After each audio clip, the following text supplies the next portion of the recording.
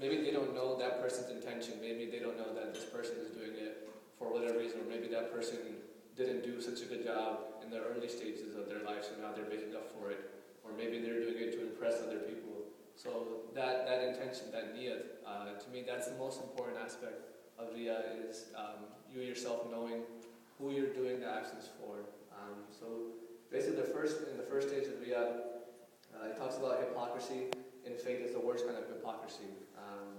And the result of that is the severest of punishments. A person who boasts in believing but does not genuinely believe will be considered one of the munafiqeen, the hypocrite, and sentenced to the fire. So that basically tells you that this stage of riya is the most essential part, because if you don't have this, then the next two are pretty much insignificant. So to me that's why I wanted to focus on this part of the chapter, because I think it's once you establish this part, then the rest is easy. I'm gonna skip over some of the other slides because I think they're really in depth. So if you want to go ahead and read them on your own, that's up to you. I'm just trying to give you the gist of what I read.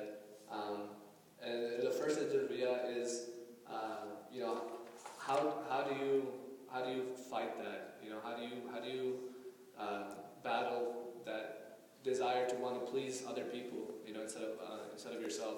When Ramzan starts, it's wajib to do a niyat. Even if you don't do it every day of every roza, at least when the month starts, you should make one niyat.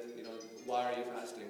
And if you look at salat, there's 11 wajibat of salat, but the first one is niyat. So, and sometimes maybe we're just doing wuzu and we just go into namaz, we do our namaz and we're done. But we don't actually think about, what did I just do? Why did I do this? Who did I do it for? The practicality of Islam is fairly simple. It's not a hard religion to follow at all, and there's no real test in that aspect. Maybe for the women, the hijab is somewhat of a practical challenge, but aside from that, the daily aspects of this religion aren't very complicated, and so the hardest part for us is this intention, this niyat of why are we doing these things.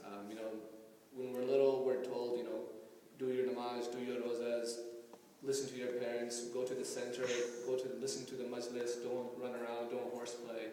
And it's easy for the people to do the practical aspect of these things, go and do these things.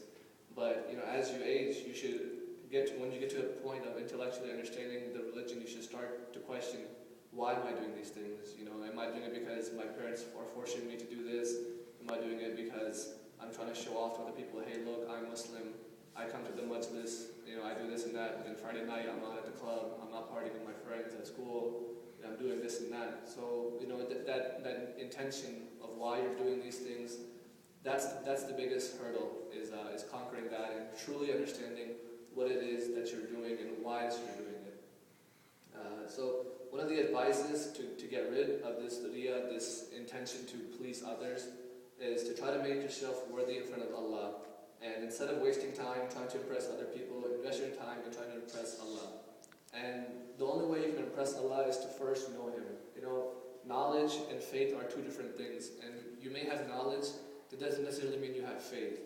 Knowledge, we have doctors, engineers, architects, businessmen. These guys are multi-millionaires within even the Islamic community, not just the outside community. But they can have all that knowledge, but if you don't have true belief, true faith, and that comes from your heart. Knowledge in your mind is different, but until you actually have belief in your heart, then that knowledge is useless. There was one good example in one of the slides.